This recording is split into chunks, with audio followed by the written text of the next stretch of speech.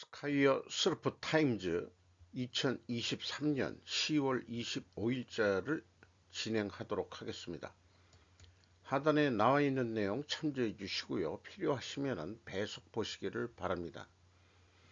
이 배경 화면을 참혹한 그 가자 지구 그 폭발 현상을 좀 가져와 봤습니다. 이스라엘 가자지구 공습 증가로 지난 하루 동안 700명 이상 사망. AP통신에서 그 세 사람의 기자가 보도한 내용입니다. 이스라엘군이 가자지구 공습이 급속히 확대되면서 폭격 피해와 전력 부족으로 의료 시설들이 폐쇄되면서 하루 700명 이상이 사망했다고 보건당국이 화요일 밝혔다는 내용이고요.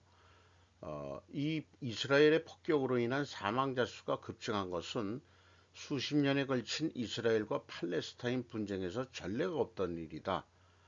그리고 이는 탱크와 포병을 지원을 받는 이제 지상군이 하마스를 격파하기 위해서 공격을 한다면은 가자 지구는 더 많은 인명 피해를 초래할 수 있겠다. 는 것을 소개를 하고 있습니다.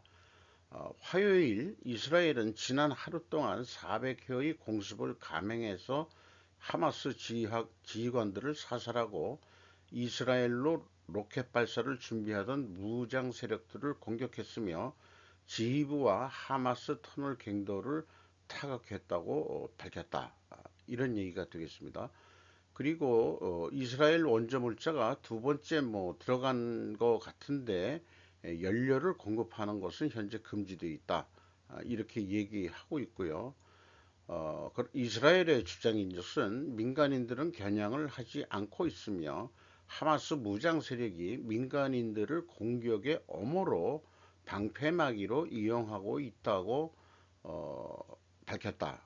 이스라엘은 팔레스타인 무장 세력이 개전 이후 이스라엘을 향해 7,000발 이상의 로켓포를 발사했다고 밝혔으며 하마스는 화요일 아침 새로운 포격도 또 가하고 있다고 밝혔다. 이렇게 얘기했습니다. 이스라엘은 하마스를 이번에 완전히 괴멸시키겠다고 천명했습니다. 이란이 지원하는 이 지역 전투기들은 지상 공격이 시작될 경우 중동에 배치된 미군을 끌어들이는 등 확정 가능성을 경고하고 있다. 이런 얘기가 되겠네요.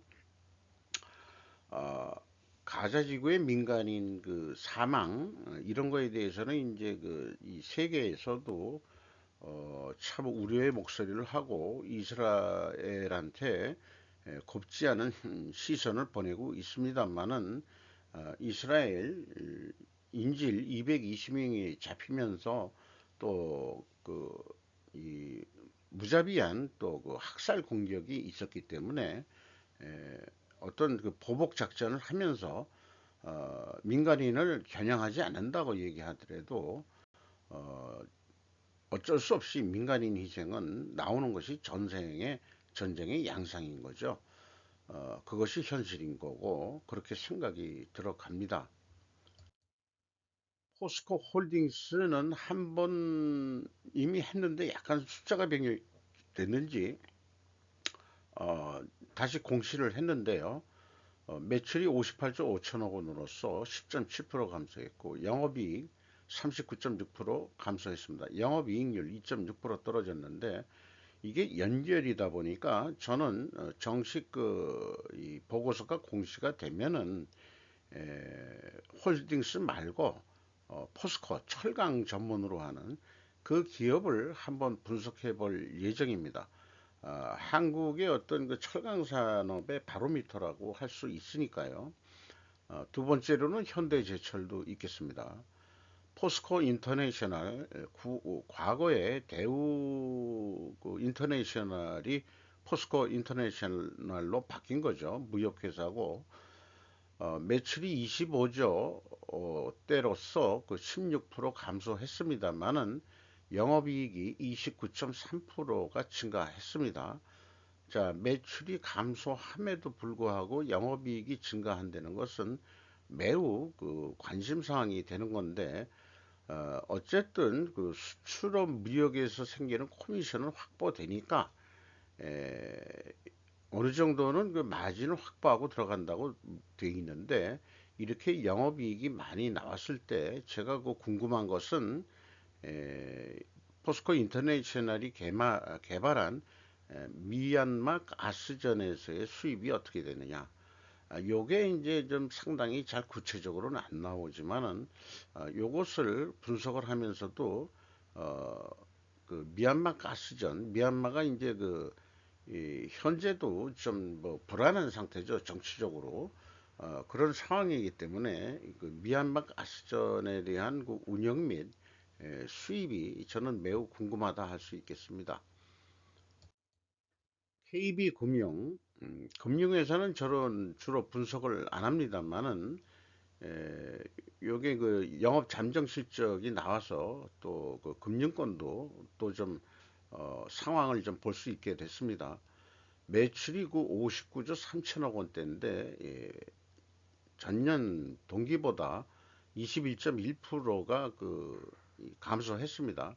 그런데 여기도 영업이익은 20%가 증가를 했습니다. 6조 1,300억 원이네요. 영업이익률도 3.5% 상승했습니다. 자, 그래서 실질적으로 기준금리를 동결했다고 하더라도 3분기 누적까지 대출금리 상승에 인한 이익이 아닐까 저는 개인적으로 생각하는데, 그럴 운영을 또 잘했다 이렇게 볼 수도 있겠죠. 근데 은행이라는 게 그 여신이나 그 대출 이런 것만 가지고 하는 게 아니고, 은행도 증권회사처럼 그 증권에 투자도 하고 하기 때문에 보험도 또 취급도 하고 그러기 때문에 종합적인 얘기가 되긴 되겠습니다.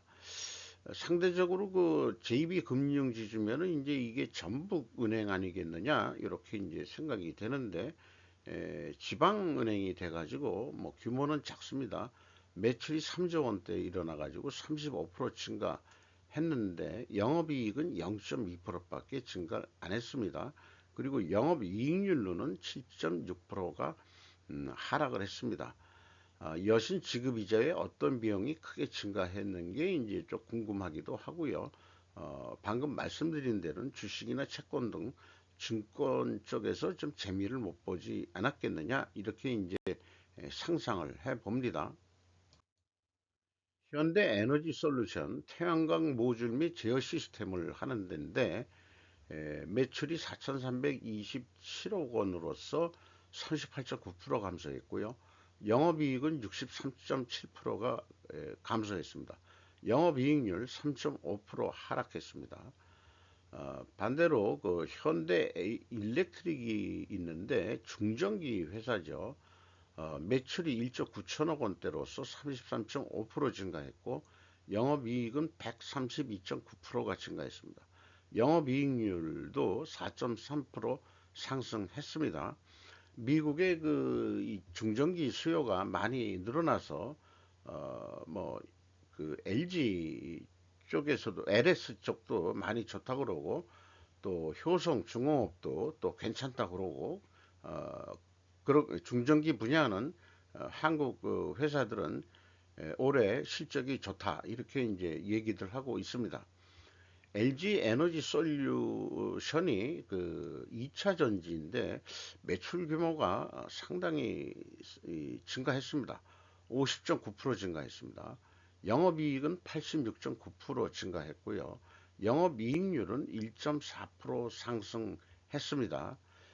SKO는 좀 아주 적자 상태를 못 벗어나고 있는데, LG 에너지 솔루션이 발빠르게 이 분야에 정착을 해가지고 계속 수익을 좀 내고 있네요.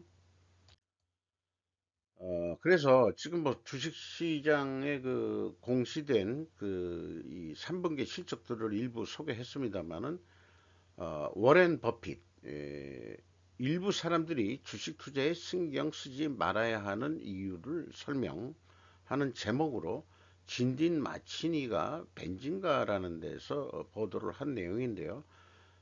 당신의 주식이 하락하기 때문에 바보 같은 짓을 할 것이라면 당신은 그 주식을 전혀 소유해서는 안 됩니다.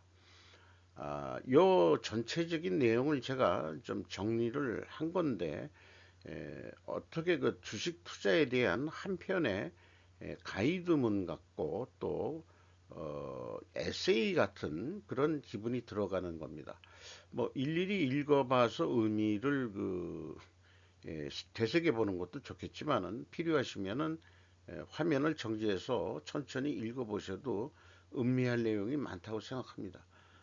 여러 가지 주제 중에서 이 금리와 주식시장의 수익률 사이의 미묘한 균형, 금리와 주식 그 수익률하고 미묘한 균형이 있다. 이런 분야 쪽으로는 제가 뭐 투자를 안 하고 직접 이 발을 들여다 놓지 않는 입장에서 또 뭔가 좀 이 좋은 그 주제 테마 같다. 이렇게 생각이 드네요. 거기다가 이 숫자 노름맛 등식 이런 것만이 아니고 버핏은 투자에 있어서 인간적인 요소를 좀 많이 조언을 하는 것 같습니다. 주가가 오르고 내려가는 거에 대해서 그때그때마다 이 감정적으로 반응하는 그런 사람들이 많이 봤고, 주식이 올리면은 뭐 속된 말로 희희냥냥하고, 자기가 가지고 있는 주식이 뭐 급히 떨어지면은 뭐 가족들한테까지도 성질 부리고 뭐 이런 사람들이 있다는 얘기를 들었는데, 그런 사람들은 주식을 하면 안 된다 이런 얘기 같아요. 그렇게 좀 생각이 돼서 정리가 됐는데, 그 에세이 같은 성격의 그 보도 내용이었습니다. 한국 가계부채 무서운 증가 추세, 9월 주택담보대출 6천억 엔 증가, 120조 엔 가까이 됐다 이런 얘기인데, 뭐 국내 뉴스에서도 언급이 좀 되고 있었습니다만은 헤드라인 뉴스 같은 데는 잘 취급을 안 해가지고 결국 야후재팬 쪽에서 코리아 웨이브 먼데이 아니 모니투데이 일본판에서 가져왔습니다. 한국에서 지난달 은행의 주택담보대출이 1개월 만에 6조 원 이상 늘어 9월 역대 두 번째로 큰 증가폭을 기록했다. 은행의 전체 가계대출은 약 5조 원, 약 5,500원 늘어 액원 늘어 반년 연속 증가했다. 한국은행이 최근 공개한 9월 금융시장 동향에 따르면 지난달 가계대출 잔액은 전달보다 4조 9천억 원이 늘어난 1079조 8천억 원, 약 122조 엔이었다. 9월의 가계대출이 늘어난 것은 주택담보대출의 영향이 컸다고 본다. 정부에서도 주담보대출의 기준을 좀 완화한다. 뭐 이런 것도 있었는데 왜 푸는지 모르겠어요. 왜 푸는지. 그래서 여기에 이 보충으로서 고영기라는 일본에서 주재하면서 데일리 NK 재팬 편집 짱이 그 보충 설명으로 쭉 나왔는데, 한국 경제 관련 텔레비전이나 유튜브 채널에서 일본의 90년대의 거품 붕괴가 자주 다뤄지는데, 그만큼 주택가격 하락에 신경질적이 되고 있다는 거죠. 지난해부터 중앙은행의 금리 인상으로 주택 대출 금리가 상승하면서 아파트 가격이 떨어졌지만 정부의 부양에 요즘 다시 상승세로 올라가는 것 같지만은, 그래서 대출 증가로 이어졌지만, 그러나 대부분의 전문가들은 아직 떨어진다로 내다봤으며 앞으로 어떤 수라장이 펼쳐질지 걱정이다 하는 그런 댓글을 달았어요. 저는 한 30% 정도 더 내려갔으면 좋겠습니다. 한국은행도 30%까지 내려갈 때까지의 시뮬레이션을 해봤다는데, 그때는 좀 문제가 될 거다. 한국 경제 전체로 했는데 저는 그 30%까지 주택 아파트 가격 뭐 다른 거 몰라도 아파트 가격이 좀 내려가 봤으면 그렇게 생각을 합니다. 잠깐 실례하겠습니다. 근데 이 뭐 그 댓글에 그 익명 중에서 아주 비판적으로 댓글을 단 사람이 있는데 뭐 이렇게 그 아이디가 숨겨져 있죠. 그 일반적으로 이거는 좀 다 읽어볼 만 하겠어요. 좀 더 기다리면 한국의 부동산 주식은 있을 수 없을 만큼 싸게 살 수 있다. 가격 파괴 아니고 모두 붕괴. 헐값 세계한 도전. 오늘보다 내일은 더 싸다. 한국인은 시세의 타이밍이 모르는. 지금 빛으로 한국 부동산을 사면 앞으로 부동산 가격이 급격히 떨어지고 구입한 금액에서 믿을 수 없는 수준까지 떨어진 뒤에 빚을 그 갚아야 하는 바보같이 될 것이다라고 음, 댓글에 이런 내용이 있네요. 저는 뭐 개인적으로 그 이것도 뭐 제 재산의 그 이 레버리지율이라고 보통 얘기를 하고 기업도 레버리지율로 제가 분석을 하면서 레버리지율을 뽑고 있습니다만은 20% 이하까지 줄이는데 상당히 참 그 힘들게 그 이 부채를 내리는데 좀 고생을 많이 했습니다. 현재는 그 이자를 좀 부담해 가면서 좀 버틸 수 있는 상황입니다만은 뭐 원금까지 갚아가면서 그렇게 계약을 바꿔가지고 아주 그 장기적으로 조금씩 갚아나가는 거로 계약 갱신을 해가지고 한 경험이 있기 때문에 저는 가능하면은 부채는 없는 게 좋다. 다만 어떤 경우는 필요할 수도 있는데 그 레버리지율이 25% 이하에서 운영을 해야 된다. 저는 그렇게 좀 개인적인 견해를 말씀드리겠어요. 그런데 왜 이렇게 지금 1020, 1079조라고 그랬는데 우스갯소리로 많이들 이 한국이 천조국이 됐다. 이렇게 얘기하는 사람도 있는데 이런 엉뚱한 생각을 해봤어요. 인생은 공술의 공수고라고 부동산 가격이 거품이 꺼지기 전에 주담대해서 어, 뭐 주택도 그 저기 좀 그 돈을 끌어다가 또 대출을 받아다가 그것을 딴 데 뭐 투자한 게 아니고 흥청망청 소비하다가 저기로 가겠다는 심리도 있지 않겠냐. 일부 좀 나이 든 쪽에서는 상속세도 걱정이 없고 난 물려줄 거 없어 자식들한테 자식도 안 낳고 오늘만 엔조이 하다가 즐기다가 가겠다. 이런 왜냐 미래가 안 보인다. 우리에게 내일은 없어.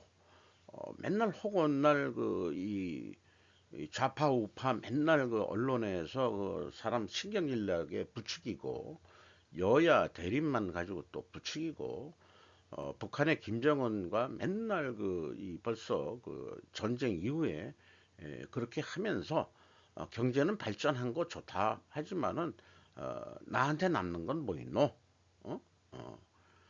어, 경제가 발전해도 빈부격차는 심해지고 이런 상황에서 에라이 이런 심리들 분명히 있을 것 같아요. 저만의 그 우려인지 모르겠습니다만은 이 나이 먹은 꼰대들이 그 후대한테 좋은 세상을 남겨주는 마인드로 세상을 살아야 될 거라고 생각을 하면서 또 다음 장으로 넘어가 보겠습니다. 이거 어저께 뭐 거의 나온 얘기 좀 중복인데 그래도 좀 요거는 조금 기분 좋은 뉴스가 되겠죠. 사우디아라비아 왕세자 모하메드 빈 살만 2030년 성장 계획을 결실을 맺고 있다. 현대가 걸프 지역의 차기 자동차 메이커로 루시드 합류 이렇게 해서 우리나라 뉴스보다도 외국에서 얼마나 평가를 하고 있는지 그런 게 궁금하니까 가져와 봤어요. 크리스티안 헤츠너 포춘지에서 했는데 사우디가 이제 석유 의존 경제에서 이제 자꾸 벗어나려고 그러죠. 언젠가는 고갈될 거라는 게 빈살만 왕세자도 그렇게 생각을 하는 모양이에요. 그래서 그 빈살만이 오히려 큰 승리를 이번에 거둔 거다. 현대차가 이르면 2026년부터 5억 달러, 약 5조 원 이상을 투자해내서 연간 최대 5만 대의 연소 엔진과 전기차 생산을 시작할 것으로 예상하고 있다. 신설되는 상업학적 범위는 사우디 국부펀드가 70% 지분을 소유하고 현대가 30% 지분을 해서 합작 법인을 하는데 이게 현금으로 투자할지 아니면은 구체적으로는 언급은 없지만은 한국의 그 지식과 전문 지식을 이전하는 거를 얼마나 그 무형 자산으로 해서 그 현물 출자 같은 무형 자산까지 포함해서요. 이런 식으로도 그 실제 그러니까 사우디가 돈은 다 대고 너희들은 그 이 두뇌만 가지고 들어와. 그리고 기술 전수해주고 우리나라 자동차 사우디 자동차 산업 좀 키워줘. 이런 얘기에 승리를 했다. 이런 뜻인 것 같습니다. 아직 장소는 정해지지 않지만은 제다가 유력한 후보로 얘기가 됐다 이러고 있습니다. 어, 그리고 그 자동차 제조업을 유치하게 되면은 차체용 철강과 알루미늄, 페인트와 플라스틱용 화학 제품, 그리고 점점 더 첨단 제품 등 거의 모든 분야에서 그 부품을 조달하기 때문에 다른 이 상반되는 그 산업들도 발달할 거다. 그런 얘기가 되겠죠. 근데 문제는 사우디 전체 국민의 약 3분의 2가 정부에서 그냥 이 돈을 주죠. 돈을 주고 있기 때문에 그것이 이제 그 왕실의 그 통치의 기반이 되고 있는 건데 그러다 보니까 그 고급 인력들의 교육들이 좀 부족해가지고 향후 문제는 생산 숙련공 인력 개발이 좀 숙제 아니겠느냐. 현대자동차가 아마 교육 훈련까지도 시켜줘야 될 것 같은 그런 생각이 듭니다. IEA의 패스 비롤 전문의사가 말했다는데 그 석유 생산국들은 변화의 속도에 세심히 주의를 기리면서 질서 있는 전환을 보장하기 위해 투자 그 시기 등을 조정할 필요가 있다는 얘기도 해주고 있습니다. 그게 이제 뭐 그 여러 가지 국민의 교육 수준이라든지 교육 수준이라는 게 이제 뭐 어떻게 보면은 이제 산업 인력으로서 키울 수 있는 수준이라든지 이런 것까지 그 포함하는 얘기가 되겠죠. 어쨌든 현대의 중동 신화는 계속된다라고 볼 수 있겠습니다. 리야드 메카의 디지털 복제품을 만드는 사우디 계약을 따낸 한국의 네이버. 이 디지털 복제품이라고 번역이 됐습니다만은 포괄적으로는 그 스마트 시티의 그 일환이다. 이렇게 저는 해석을 합니다. 요게 그 사우디 방문 중에 됐지만은 그동안에 꾸준히 그 전에 그 네이버하고 사우디하고 그 9차례의 이 계약이 있었고 아니 그 만남 상담이 있었고 해가지고 여기에 보면은 소수의 글로벌 기술 회사들을 이겼다. 이런 거를 이번에 좀 발표를 해서 또 기분 좋게 만드는 거죠. 5개 도시에 이른바 디지털 트윈 혹은 가상 버전을 구축하고 운영할 것이라고 밝혔다. 그래서 그 실시간 시뮬레이션 기능을 제공하고 5년 동안 사우디아라비아의 도시계획 모니터링 및 홍수 예측에 사용될 것이라고 밝혔다. 그래서 이 사우디가 네이버가 그 큰 실적을 하나 올렸습니다.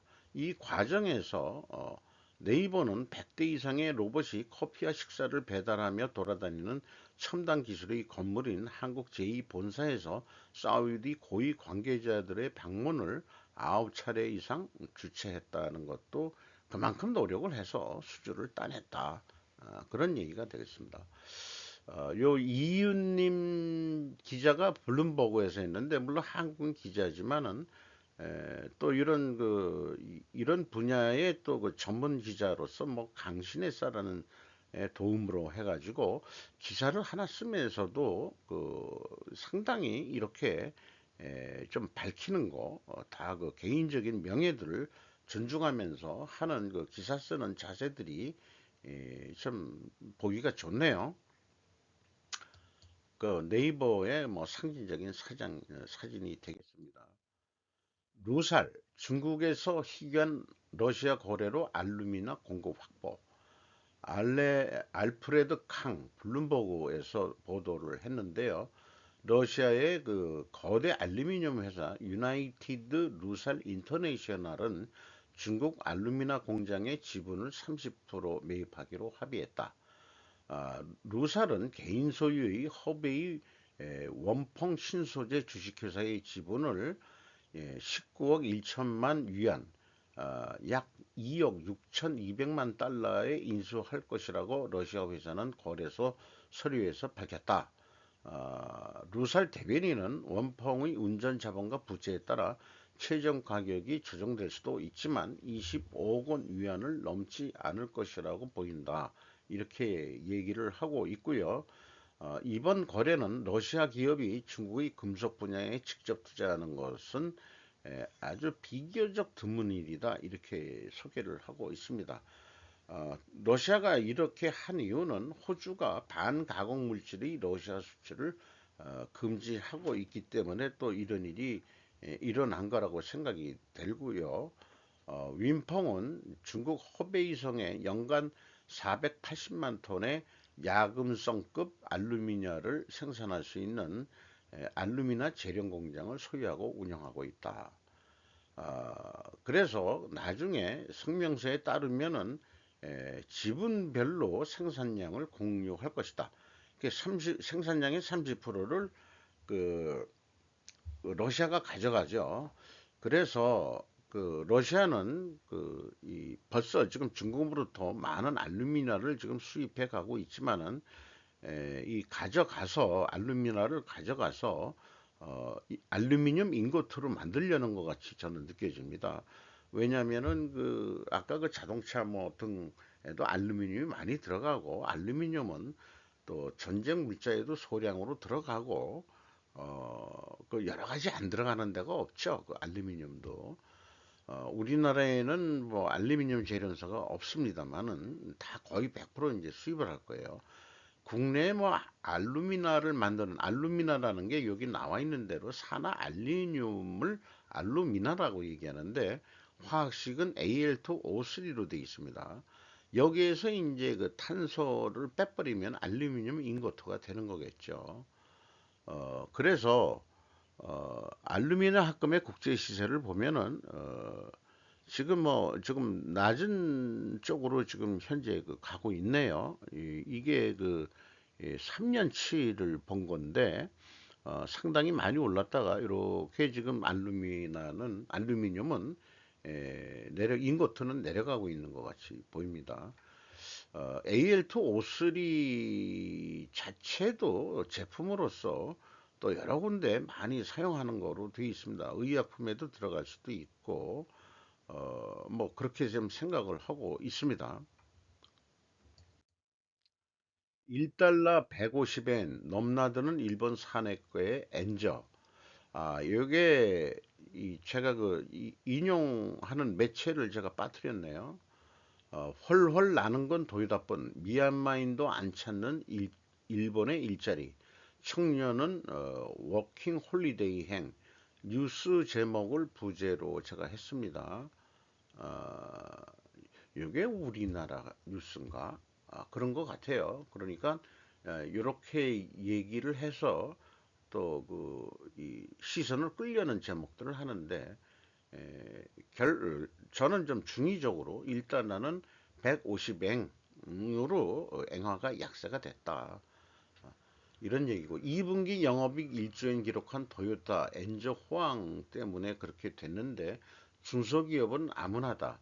정부는 1만 개 수출 지원 정책을 가동했다. 싸진 임금 가치에 외노자 구인난 월홀 그 열풍도 이렇게 돼서 일본 산업의 99.7%가 중소기업이 차지하고 있는데 엔저 불이익이 더 크다. 왜냐? 수입 물가가 너무 비싸지기 때문에 그렇다. 그래서 우리나라 한국의 중소기업진흥공단에 해당하는 우리나라가 요게 이제 그 뇌물 받고 대출해 준 것 때문에 이제 문제가 좀 되고 있죠. 일본 중소기업 정비기구가라는 데가 있는데 지난해 설문조사에 따르면 엔저에 대한 불이익이 더 크다고 답변한 중소기업이 50%를 넘는다. 이렇게 하고 이익이 크다라고 한 답변은 4.5%에 불과했다. 이렇게 얘기하고 있습니다. 고용의 질이 나빠지자 일본 청년들은 워홀 가서 돈 벌자. 이렇게 얘기를 하고 있네요. 야마시타 타로 48세 되는 사람인데 인터뷰한 내용은 예전에는 일본이 선진 건축 기술을 배우러 베트남이나 미얀마에서 일자리를 찾아오는 사람이 많았는데 지금은 현장에서 그런 외국인 인력도 많이 줄어들고 애를 먹고 있다. 요거는 글쎄 우리나라는 아직 그 뭐 중국인이나 조선족들이 건설 현장에 많이 보이고 있는 것 같은데 그것도 일본 따라갈진 모르죠. 대외경제연구원 분석에 따르면 2012년에서 2022년 일본의 전체 고용자 수는 513, 13, 510만 명이 증가했는데 45세 이상 정규 비정규직 고용자가 대부분이었고 25세에서 44세 정규직 고용자는 되레 줄었다라고 얘기하고 있습니다. 그러니까 이런 거 따르면은 그 우리도 아마 그 유사할 것 같아요. 정규직 일자리는 좀 자꾸 줄고 또 그다음에 비정규직 쪽이 좀 늘고 기업이 지탱을 내다 보니까 물론 대기업 쪽은 아니겠죠. 중소기업들이 그렇다는 얘기가 같습니다. 일본의 그 동양경제 경제 전문 매체라고 돼 있는데 외국계 기업이 일본의 생산 거점을 만들거나 엔저 때문에 해외 현지 법인이 일본 국내로 다시 들어오는 등 실질적인 국내 투자 촉진 효과는 3년 후에나 제대로 평가할 수 있을 것 같다. 엔저에 의한 어떤 효과는 3년 후에나 좀 나타날 것 같다. 그런 얘기가 되겠네요. 우리나라 원화도 좀 내려가고 있죠. 환율이 계속 올라가고 있으니까 유사한 그로 미리 좀 일본이 돌아가는 모양을 보면은 우리도 그 영향을 크게 미칠 것이다. 이렇게 좀 봐지죠. 3분기 그 실적들이 지금 잠정 실적 나오고 이제 본격적으로 3분기까지 공시가 되면은 2023년도 한국 경제의 그 연말까지의 예측을 어느 정도 더 이제 더 정확하게 좀 볼 수 있을 것으로 생각이 되는데 모든 업종이 다 하락한다면 다 죽을 맛이지만은 이 앞장에서 소개한 대로 또 잘 되는 데는 또 잘 되는 거고 안 되는 데가 많은 게 이제 문제가 되겠죠.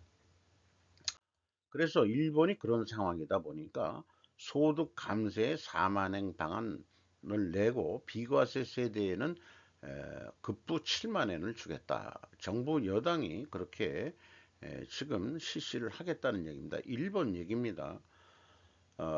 정부 여당이 물가에 대한 대응을 뼈대로 하는 새로운 종합경제대책에서 세수 증가의 일부를 국민에게 환원하는 구제책으로서 소득세를 정액으로 4만 엔 깎아주겠다. 주민세가 과세되지 않는 저소득층 가구에는 7만 엔을 주는 방안이 부상하고 있다고 24일 알려졌다. 정부는 경제대책의 원안을 이날 자민공명 양당의 정조 전체 회의에 제시 11월 2일 가기 결정을 목표로 한다라고 일본 내 시사통신이 보도를 했습니다. 어, 요거는 뭐 하나의 그 어떤 그 화두 같은 건데 여기다가 그냥 집어넣어 봤습니다. 돈은 불편함을 측정하는 척도이다. 하고 싶은 대로 하게 해줄 힘이 있다. 당신이 행동하기 전에 그 돈이 고민하게 만들 것이다. 이런 멘트가 좀 어울릴 것 같네요. 안 어울리는데 제가 억지로 갖다 붙인 것 같기도 하고요. 일본은 싸울 거하고 생기나 뼛속까지 반전평화주의라면 중국의 핵 공갈에 주저한다면 미국에서는 믿을 수 없는 친구라고 할 것이다 라는 제목 같아요. 우시오 마사토 대만 유사라는 책을 쓴 사람인 거가 그런 사람이 석간 후지에서 얘기한 건데 이 아소 따로 그 일본 자민당 부천재가 대만 방문에 앞서 지금처럼 일본, 대만, 미국을 비롯한 유지들의 매우 강한 억제력을 기능시킬 각오가 요구되고 있는 시대는 없지 않다. 아는가? 싸울 각오가 있어야 된다. 여차하면 대만의 방위를 위한 방위력을 사용한다는 분명한 의사를 상대방에게 알리는 것이 억지력이 된다라고 아소토라가 강연을 했었다 하는 기억이 나네요. 일본에는 대만, 미국 등의 유지들과 함께 싸울 각오가 요구되고 있다. 대만 유사는 극동 유사이며 일본 유사가 아니다. 나는 지난 졸저 우크라이나 교육원에서 그렇게 말했다. 오히려 일본은 당사국이 된다. 대만 유사는 일본이 당사국이다. TMCS까지 그 들여온 입장에 또 70년 동안 그 대만을 그 식민 지배했던 입장에서 남의 나라가 아니다 이렇게 이제 보고 있는 거죠. 일본 애들은. 그래서 대만 유사는 일본 유사라고 하더라도 인식은 하겠지만은 이는 미일 간 사전 협의 문제에 해당하고 중국의 핵 공갈, 어떠한 핵 공갈의 위협을 포함한 중요한 논점이 운산무소된다. 그러니까 초점이 흐려진다. 이런 뜻을 좀 문자를 써서 이렇게 표현을 했네요. 만약 미국에서 정식으로 사전 협의를 구했을 때 중국의 핵 공갈을 받아 주저한다면은 일본이라는 미국 입장에서는 믿을 수 없는 친구만큼 위험한 것은 없다가 되는 거 아니냐. 이런 식으로 조금은 호전적인 그런 입장의 그 저자인 것 같습니다. 일론 머스크, 서방이 어리석게도 3차 세계대전으로 가는 목류병 우려, 우크라이나 즉각 휴전 촉구했다. 크리스탄 해츠너 포춘지로 했는데 일론 머스크가 그 한 얘기를 참 비유를 참 힘들게 했네요. 우크라이나 소년들을 고기 분쇄기에 넣어 러시아 사촌들과 싸우다가 죽게 하고 있다고 주장을 하면서 어, 우크라이나에서 즉각적인 휴전과 3차 세계대전을 막기 위해 모스크바의 관계 정상화를 요구했다 이런 얘기고요. 어, 그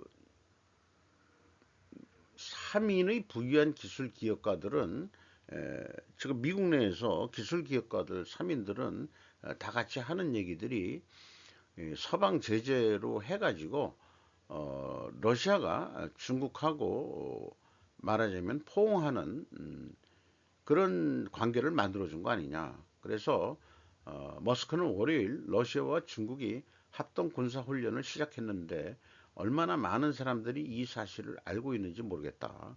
저도 몰랐어요. 합동 군사 훈련 한다는 거. 근데 가끔 나왔죠. 해상 훈련은 나왔었어요. 공중 훈련 나온 적이 좀 있고 가끔 가다가 동해에 출몰하는 그런 것도 있지만 그런 거 말고 지금 봐서는 육상 합동 훈련 뭐 이런 거 같아요. 참 그런 얘기고 왜 그러냐 이게 빨리 그 휴전이나 이런 걸 해야 되는 게 러시아는 원자재를 가지고 있고 중국은 산업적 능력이 있지 않느냐. 전쟁이 터지면 걔네들은 계속 전쟁 물자를 생산할 수 있는 능력이 있는데 만약에 그 서방하고 전쟁이 터지면은 솔직히 좀 딸리는 거 아니냐. 미국의 힘만 가지고 2차 대전도 사실 미국이 참전하면서 이기게 됐지만은 어찌 보면은 완벽한 경기가 돼가지고 중국하고 러시아니까 도움이 되는 거 아니냐 이런 의견 같습니다. 그래서 그 규칙 기반 순서로 해서 평화 제안을 다시 이제 머스크가 주장하는데, 푸틴군이 장악한 영토에서 국민 투표를 포함해서 러시아로 갈 거냐, 아니 우크라이나로 갈 거냐를 국민들이 결정하게 해라. 아, 그리고 모스크는 슬라브계 두 민족이다. 그러니까 사촌 같은 애들인데, 러시아인들하고 천생의 적이 아니기 때문에, 그렇게 하면은 그들은 동료 러시아 형제들과 함께 투표할 수 있다고 그렇게 주장을 했다는 거예요.